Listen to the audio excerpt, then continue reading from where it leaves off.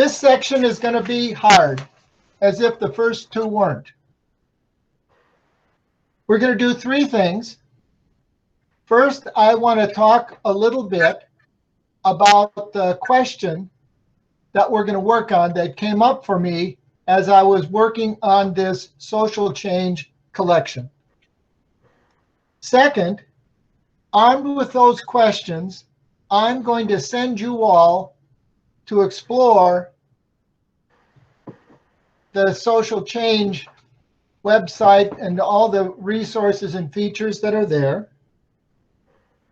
And then third, God willing and the creek don't rise, we're going to go into breakout groups and share and discuss what we've learned and come up with answers to the couple of key questions that we're going to work on. And then we're going to come back about the last 10 minutes and share those answers.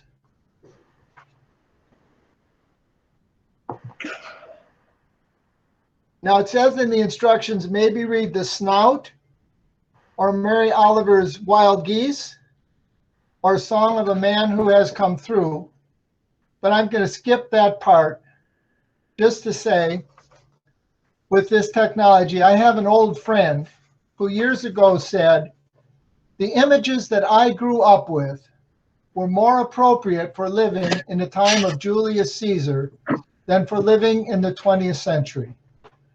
And I'd just like to say, the images in which participating that I learned in the 20th century seem now more appropriate to the time of Julius Caesar than they do to the time we're living in right now. Now the questions. What will it take to release large amounts of sustained human energy toward significant social, economic, political, and cultural change over the rest of this century? From our brainstorm yesterday, it's almost as though there's a whole industry of social change organizations. There's big ones, there's little ones, there's attack ones, there's democratic parties, there's movements coming up every day. At the same time, it feels like social change has become trench warfare. Small gains. One of the things we ran into in the website was a report published in 1971 that was available back then that talked about the climate crisis and alerting 10,000 of the most important leaders in the world. That was a long time ago, and here we still are. Then all of a sudden, COVID hit.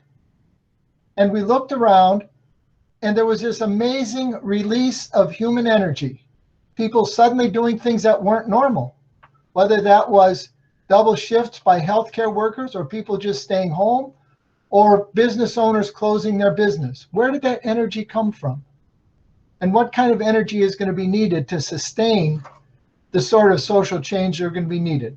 And then our second question is, what, if anything, does our experience as ICA, as OE, as EI, as the Spirit Movement, as the top network, have to offer to the question of what it's going to take to release those amounts of energy?